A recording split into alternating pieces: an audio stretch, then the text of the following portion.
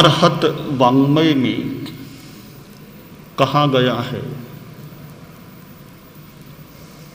लाभालाभे सुहे दुखे जीवी ए मरणे तहा समो निंदा प्रशंसासु तहा मानव मानव। आश्रय हमारे भीतर में राग और द्वेष, ये दो वृत्तियां हैं, मूल वृत्तियां हैं मोह कर्म की दृष्टि से, असद भावों की दृष्टि से या दुर्वृत्तियों की दृष्टि से। ये दो वृत्तियां हैं, राग और द्वेष। इन दो वृत्तियों का उभार हमारे मन के चित्रपट पर यदा कदा होता भी रहता है। जैसे सिनेमा में चित्रपट पर चलचित्र दृश्य आते रहते हैं, आते हैं चले जाते हैं, आते हैं चले जाते हैं।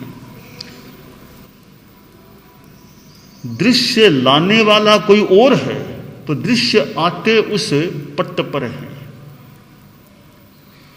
तो ऐसा मानना चाहिए हमारे भीतर में भी कोई एक तरह का सिनेमा होता है। उस सिनेमा में यह मन हमारा एक प्रकार का चित्रपट है और उस चित्रपट पर कभी राग का दृश्य आ जाता है, कभी द्वेष का आ जाता है और साथ में कभी शुभ भाव भी आते हैं, कभी क्षमा, कभी मैत्री, ये भाव भी आते हैं। तो ये अनेक भाव उभरते रहते हैं मन रूपी चित्रपट पर। परंतु मन बेचारा क्या करे, चित्रपट क्या करे। कोई अच्छा दृश्य आ गया तो मूल चित्रपट का कोई योगदान नहीं है उसमें। कोई लड़ाई झगड़े का बुरा दृश्य आ गया, उसमें भी चित्रपट का कोई वैसे दोष नहीं है। वो तो एक तटस्थ है, जो भी आए वो तो एक माध्यम है दिखाने का। मूल वो चित्रपट नहीं है, मूल तो वो जो दिखाने वाले लोग हैं, दिखाया जा रहा है जिनके द्वारा वे वो दृश्य दिखा रहे हैं, या जिन्होंने तैयार किया फिर जिन्होंने दिखा रहे हैं, जो वे जिम्मेवार हो सकते हैं। तो मन रूपी चित्रपट पर राग द्वेष के भाव आते हैं तो मन का कितना दोष है और क्या दोष है। यह तो नौकर है, कर्मचारी है, इसको तो मालिक ने जैसा मनो कहा वैसा उसने कर दिया, इसका क्या दोष है। हालांकि साथ में जुड़ने से फिर यह भी दोषी हो जाता है। तो मूल दोषी मूल यह नहीं है, मूल तो मालिक है। मालिक हमारा भीतर का भाव जगत है, हमारी चेतना है, फिर कर्म शरीर है, और इनमें से एक को पकड़े तो मोहनीय कर्म है। बस मोहनीय कर्म मूल है, दोषी है तो मोहनीय कर्म है। अब मोहनीय कर्म तक तो कोई मान लो आदमी पहुंच नहीं पाता तो सारा दोष का आरोपण बस मन ने ऐसा किया, मन में ऐसा आ गया, मन में खराब आ गया, मन पर मानो दोषारोपण हम एक तरह से कर देते हैं करने वाले। तो मन पर दोषारोपण भले कर दो, पर उसका क्या दोष है। वो तो नौकर है, जैसा उसको आदेश मिला वैसा कर दिया। मूल को पकड़े हम, मोहनीय कर्म। देखिए समस्या का सतही रूप देखना एक बात है, अब मूल को पकड़ना दूसरी बात है। मूल ठीक नहीं होगा, एक बार सतही रूप में इलाज हो भी गया फिर गड़बड़ हो सकती है, क्योंकि मूल विद्यमान है। तो मूल पर ध्यान देना चाहिए। एक बात आती है, पत्थरे नाहतो कीबो खिप्पम दस ई पत्थरम मिगारी उ सरम पप्प स्वरूपत्तिंग व मग्गति तहा बालो दुही बत्थुम बाहिरम निंदति घिसम दुखुपत्ति विनाशम तु मिगारिव नपपत्ति। हल यानी एक कुत्ता है, कुत्ता कुत्ते की ओर कोई ढेला फेंके तो कहते हैं कि कुत्ता उस ढेले पर ध्यान देगा, ढेले को चाटने लगेगा, ढेले पर ध्यान देगा, बस इतना, यहां तक उसका जगत है, ढेले पर ध्यान दे लिया। ढेला किसने फेंका इस ओर उसका ध्यान शायद नहीं जाता होगा। यह श्वान की वृत्ति है, श्वानी वृत्ति। एक शेर है, शेर पर की ओर कोई बाण फेंको, शेर की ओर बाण फेंको, शेर बाण पर इतना ध्यान नहीं देकर यह ध्यान देता है कि बाण फेंकने वाला कौन है, उसको उस पर ध्यान दो, बाण फेंका किसने, बाण तो आ गया, फेंका किसने उस पर ध्यान दूं, उसको पकड़ना चाहिए। यह सिंह की वृत्ति है, सिंह ही वृत्ति। दो प्रकार की ये वृत्तियां, ये अलग दो वृत्तियां हैं, दो दृष्टिकोण मान ले हम। एक स्वानी दृष्टिकोण यानी सतह परक दृष्टिकोण, गहराई में नहीं जाना। दूसरा है संयम ही दृष्टिकोण, संयम दृष्टिकोण। स्वानी वृत्ति संयमी वृत्ति भी कहा जाता है कि संयम ही वृत्ति हो गई कि मूल कहां है, बाण फेंकने वाला कौन है। हमें अपने जीवन में सतह को भी देखना चाहिए, सतह को भी कोई उपेक्षित करना आवश्यक नहीं, सतह को देख लो, तो मूल पर भी ध्यान दो। शास्त्र का सुंदर एक सूक्त है, अगम च मूलम च बिगिन च धीरे, छोटा सा सूक्त है, अगम च मूलम च बिगिन च धीरे। धीर पुरुष अग्र और मूल दोनों का विवेचन करो। अग्र मतलब ये ऊपरी भाग, अगला भाग सतही, उसको भी देख लो, साथ में मूल को भी देख लो, सिर को भी देख लो, पांव को भी देख लो,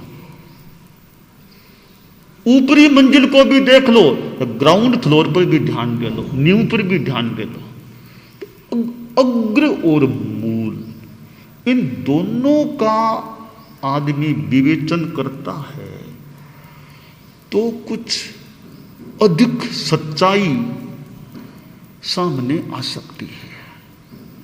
हमने मूल को नहीं देखा और केवल सतह को देख लिया, यानी हमने थोड़ी सी सच्चाई को पकड़ा है, थोड़ी सी सच्चाई को पकड़ा है।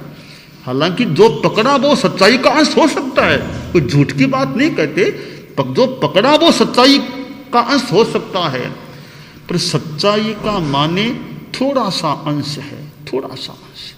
भीतर में और कितनी सच्चाई है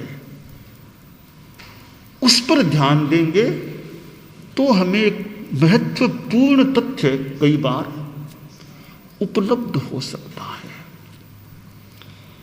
तो मूल पर भी ध्यान दो, केवल ऊपर को देखो, ऊपर को देखना ठीक है, ऊपर तक ही मत रह जाओ, भीतर मूल में भी जाओ। बच्चा मां के पास आया, मां थोड़ी बीमार हो गई थी, बुखार हो गया था, बोला मां तुम अस्वस्थ हो, बताओ मैं तुम्हारी क्या सेवा कर सकता हूं, क्या सेवा कर सकता हूं, मुझे भी कोई काम बताओ, कुछ काम करूं। मां ने कहा छोटा बच्चा कितना क्या काम करेगा, कहा ठीक है बोलो एक काम कर सकते हो आप। मां को क्या काम, ये अपने मकान के पीछे इस कैंपस में एक बगिया है, अपने बगिया, तो मैं तो इन दिनों में बाहर जाती नहीं, तुम एक काम करो इस बगिया में पानी का सिंचन दे दिया करो, ये काम हाँ मैं कर दूंगा, ये काम मैं कर दूंगा। छोटा ही बच्चा था। सोचा मुझे माँ ने पहली बार कोई काम सौंपा, मुझे बढ़िया काम करना है। अब रोज वे पानी का सिंचन करता, पौधे थे, पौधों के पत्तों पर यूं पानी डाल देता, पत्तों पर ऊपर यूं पानी डाल के हाँ काम हो गया, काम हो गया। रोज ऐसा करता, पत्तों ऊपर पानी डाल देता। बस 10-12 दिन, कुछ दिन बीते। अब मां स्वस्थ हो गई। बस अब कल से यह सिंचन का काम मैं कर लूंगी, तुमने इतने दिन कर दिया, अब मैं कर लूंगी। तो ठीक है मां। अगले रोज मां बगिया में गई तो देखा बगिया का तो हाल बेहाल सा हो रहा है, फूल और सब कुमलाए, वैसे स्थिति खराब सी हो गई। कहा बस तुमने सिंचन नहीं दिया क्या? मां रोज दिया है, रोज सिंचन दिया है मैंने। तो यह हाल कैसे? तुमने सिंचन किस तरह दिया? कि मां ऐसे ऐसे पत्तों पर पानी डाल दिया, ऐसे ऐसे कर दिया। कि बेटा ऐसे कोई सिंचन होता है क्या? तुमने ऊपर डाल दिया। सिंचन तो मूल में देना था, मूल में, वहां देते तो बगिया लहलहाती। तुमने केवल ऊपर कर दिया, मूल में कुछ पानी का सिंचन किया नहीं, तो बगिया का यह हाल हो गया। बच्चे को नया ज्ञान मिला कि भी सिंचन मूल में देना चाहिए था। थोड़ा बड़ा हुआ और बड़ा हो गया, तब उसने लिखा, अपने बचपन की बात लिखी कि मैं जब बच्चा था तब मेरी मां ने मुझे शिक्षा दी थी कि मूल पर ध्यान दो, मूल पर। अब मैं एक बड़े स्तर का व्यक्ति बन गया तो मुझे मां की शिक्षा याद आती रहती है। कोई भी समस्या हो, स्थिति हो, तो केवल ऊपर ही मत रहो, मूल तक जाओ। समस्या की जड़ कहां है उस पर ध्यान दो, उसका निराकरण करेंगे तो समस्या का हल हो सकेगा। शरीर में मान लो बीमारी है, ऊपर में ठीक है बीमारी लग रही है, कारण क्या बीमारी का वो खोजना होगा। आप देखिए चिकित्सा जगत में ये आज जो ये निदान के लिए सोनोग्राफी, MRI, सिटी स्कैन आदि आदि होते हैं, वो आखिर क्या है? वो मूल तक जाने का प्रयास है। मूल तक जाओ, सोनोग्राफी, फिर ये MRI, सिटी स्कैन, एंजियोग्राफी आदि आदि चीजें होती है कि मूल तक जाओ, मूल भीतर में स्थिति क्या है वो देख लो, उसके बाद इलाज करेंगे। डॉक्टर के पास जाएं कि भाई पहले जांचें कराओ, पहले वो जांच कराओ, MRI कराओ, वो कराओ, सोनोग्राफी कराओ, बाद में इलाज की बात होगी। यानी पहले मूल की सच्चाई को जाने, हम मूल में क्या है वो जानने के बाद इलाज करेंगे तो इलाज बड़ा आसान हो पाएगा। तो वो कुछ पता ही नहीं है मूल में क्या गड़बड़ है, ऐसे ही ऊपरी तौर पर इलाज कर दिया तो स्वास्थ्य लाभ नहीं भी हो पूरा। यह डॉक्टरी जगत का जो एक तरीका है वो मूल तक जाने का तरीका है, ऐसा लगता है। तो भले स्वास्थ्य का संदर्भ हो और कोई सामाजिक समस्या हो, राष्ट्रीय समस्या हो, जीवन की अपनी कुछ स्थितियां हो, जितना आदमी मूल तक पहुंचेगा तो कुछ यथार्थ, गहरा यथार्थ सामने आ सकता है और वहां इलाज वहां ठीक हो जाएगा, फिर ऊपरी स्थितियां भी ठीक हो सकेगी। तो हमें एक यह सूत्र बड़ा पकड़ना चाहिए हम सभी को, जो छोटा सा है, आगम की वाणी का है। अगम च मूलम च विगिंच धीरे, अगम च मूलम च विगिंच धीरे। 3 बार च आ गया, किसी रूप में च आ गया। अगम च मूलम च विगिंच धीरे। धीर पुरुष अग्र और मूल दोनों का विवेचन करो, दोनों को समझो। अग्र क्या है और मूल क्या है, ऊपरी स्थिति क्या है और भीतरी नीचे की स्थिति क्या है, मूल में क्या है, इन दोनों पर ध्यान दो। राग और द्वेष ये वृत्तियां हैं, ये मूल की वृत्तियां है, मूल में है।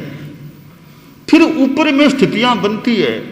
जितने भी ये अपराध होते हैं, हिंसा हत्या होती है और भी गलत काम होते हैं, मनुष्य आदि करते हैं, भीतर में जाओ तो ये वृत्तियां हैं। हिंसा एक परिणाम है, किसी को मार दिया यह एक परिणाम है, एक प्रवृत्ति है। प्रवृत्ति के नीचे वृत्ति है, वृत्ति के उभार से प्रवृत्ति हो जाती है। तो प्रवृत्ति को हमने देख लिया, भी उसको मार दिया, उसको ऐसा कर दिया, ठीक है, वो बात सही है, एकदम सही है, मार दिया, कर दिया, कुछ कर दिया। उस प्रवृत्ति के नीचे कोई राग द्वेष की बात है, राग द्वेष का परिणाम है, वृत्ति है, वो उभार में आई है, तब यह हिंसा अपराध की प्रवृत्ति हुई है। तो ये मूल जो वृत्तियां हैं राग द्वेष, हम इनका समन करने का प्रयास करें तो समता का भाव पुष्ट होगा। समता का भाव पुष्ट हो जाएगा, फिर अपराध हिंसा ये चीजें अपने आप दूर हो जाओगी। तो मूल ठीक है तो फिर ऊपर के परिणाम भी ठीक हो सकते हैं। आज आचार्य महाप्रज्ञ जी की ये मासिक जन्म तिथि है, ज्येष्ठ कृष्णा त्रयोदशी है। वर्तमान में आचार्य श्री महाप्रज्ञ जी का जन्म शताब्दी वर्ष चल रहा है। परम पूज्य गुरुदेव तुलसी के उत्तराधिकारी, अनंतर उत्तराधिकारी, तेरापंथ धर्म संघ जैन श्वेतांबर के 10वां अधिशास्ता आचार्य महाप्रज्ञ की यह जन्म की मासिक तिथि है। और आचार्य श्री महाप्रज्ञ जी का अपना साहित्य है। कितना उनका साहित्य इस वर्ष में सामने आ गया, नए रूप में एक वाङ्मय, महाप्रज्ञ वाङ्मय के रूप में भी सामने आ गया है। और आचार्य श्री महाप्रज्ञ ध्यान योग की बात भी बताते थे, प्रेक्षा ध्यान की बात। अब प्रेक्षा ध्यान का सम्यक्तया सलक्ष्य से उपयोग करें कि राग द्वेष की वृत्ति हमारी कैसे शांत हो। तो ध्यान योग के द्वारा, अनुप्रेक्षा के द्वारा, जप के द्वारा हम राग द्वेष की वृत्तियों का इलाज करने का प्रयास कर सकते हैं। एक तो ये बाह्य चिकित्सा होती है, डॉक्टर आदि के द्वारा, बहुत बड़ा काम है, वो भी एक इलाज की दृष्टि से। दूसरी है आध्यात्मिक चिकित्सा। आध्यात्मिक चिकित्सा वह अध्यात्म के प्रयोगों से हो सकती है। अब ये ध्यान, जप, अनुप्रेक्षा, स्वाध्याय, चिंतन, मनन, गहराई में कुछ जाने का प्रयास, जो समस्या है उसको आध्यात्मिक तरीके से निराकृत करने का प्रयास भी हो सकता है। तो चिकित्सा शरीर की ही नहीं, चिकित्सा वृत्तियों की भी हो सकती है। भाव चिकित्सा, भावों की चिकित्सा, मोह चिकित्सा, मोह कर्म की चिकित्सा, मोह भाव की चिकित्सा, यह भी चिकित्सा हो सकती है। तो मोह की चिकित्सा, राग द्वेष की चिकित्सा करना है। राग द्वेष की चिकित्सा के लिए कोई टेबलेट खा लेंगे, इंजेक्शन लगवा लेंगे, इससे कोई वृत्ति समाप्त हो जाए मुश्किल लगता है। वो इंजेक्शन भी अध्यात्म का लेना है, टेबलेट भी अध्यात्म की लेनी है, कैप्सूल अध्यात्म का लेना है। वो कैप्सूल, वो ध्यान के प्रयोग का कैप्सूल हो सकता है, वह कायोत्सर्ग, अनुप्रेक्षा, जप का इंजेक्शन हो सकता है, और भी दवाई हो सकती है। इन औषधियों से, इन चिकित्सा प्रविधियों से मोह चिकित्सा की जा सकती है। आचार्य महाप्रज्ञ एक संदर्भ में मैं कहूं, एक संदर्भ में तो मानो वो डॉक्टर थे, वो डॉक्टर, आध्यात्मिक चिकित्सा के, वो अध्यात्म चिकित्सा के डॉक्टर थे। वो वो शरीर की सर्जरी करने वाले तो नहीं थे, हार्ट की सर्जरी आदि आदि, नी रिप्लेसमेंट, वो डॉक्टर नहीं, पर वे एक आध्यात्मिक चिकित्सा जगत के मानो एक चिकित्सक थे, डॉक्टर थे। और उन्होंने ये प्रेक्षा ध्यान जैसी मानो चिकित्सा प्रविधि प्रस्तुत की। तो आज ये ज्येष्ठ कृष्णा त्रयोदशी है और आचार्य भिक्षु के वे परंपर उत्तराधिकारी थे। आचार्य भिक्षु जैन श्वेतांबर तेरापंथ धर्म संघ के प्रथम आचार्य थे और प्रथम दशक के अंतिम आचार्य, और आचार्य भिक्षु के परंपर आचार्य, परंपरित आचार्य परम पूज्य आचार्य महाप्रज्ञ थे। गुरुदेव तुलसी के वे अनंतर उत्तराधिकारी थे। तो हमारे धर्म संघ को वो दशमाधिशास्ता के रूप में प्राप्त हुए थे। और वर्तमान में यह कोरोना वायरस जन्य कोविड-19 जो भी समस्या चल रही है, अब इसमें भी राग द्वेष मुक्ति का कुछ अभ्यास हमारा हो। भय न खाएं, समता रखो, समता शांति, शांति समता शांति बहुत बड़ी एक चिकित्सा की चीज है, उसका अभ्यास करें। हर स्थिति में समता रखो, शांति रखो, शांति रखो। राग नहीं है, द्वेष नहीं है, राग नहीं है, द्वेष नहीं है, भीतर में संक्लेश नहीं है। राग नहीं है, द्वेष नहीं है, भीतर में संक्लेश नहीं है, भावों में आवेश नहीं है, मोह भाव लवलेश नहीं है। यह स्थिति हमारी पुष्ट बने कि राग नहीं है, द्वेष नहीं है, भीतर में संक्लेश नहीं है, भावों में आवेश नहीं है, मोह भाव लवलेश नहीं है। यह स्थिति एक समता की स्थिति बन सकती है। तो परम पूज्य आचार्य महाप्रज्ञ जैसे गुरु आचार्य हमारे धर्म संघ को प्राप्त हुए, और हमारे धर्म संघ के सिवाय भी कितने कितने लोगों को उनसे अनुग्रहित होने का, लाभान्वित होने का मौका मिला।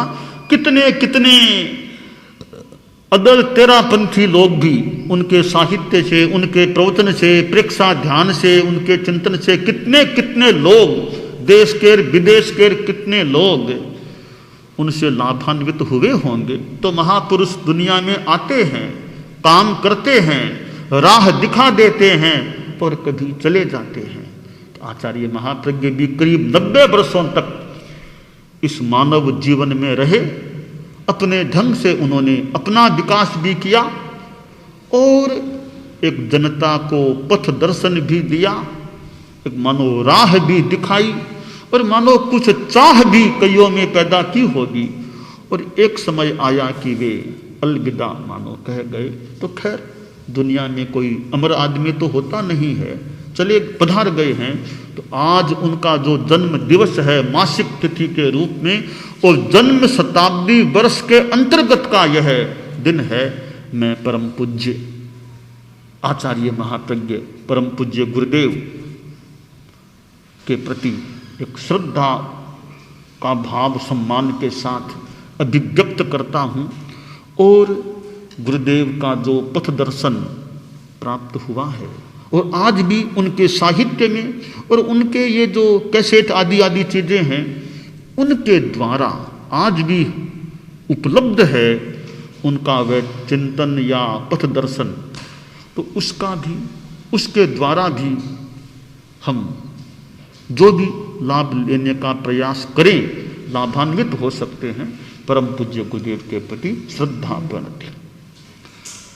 दानान सेठम अभयपयानम सच्चे सुया अणवज्जं वयन्ति तवे सुया उत्तम बंभचेरम लोगुत्तमे समनेनाय पुत्ते। अरहंता मंगलम सिद्धा मंगलम साहु मंगलम केवली पन्नतो धम्मो मंगलम। अरहंता लोगुत्तमा सिद्धा लोगुत्तमा साहु लोगुत्तमा केवली पन्नतो धम्मो लोगुत्तमो। अरहंते शरणं प्रपज्जामि सिद्धे शरणं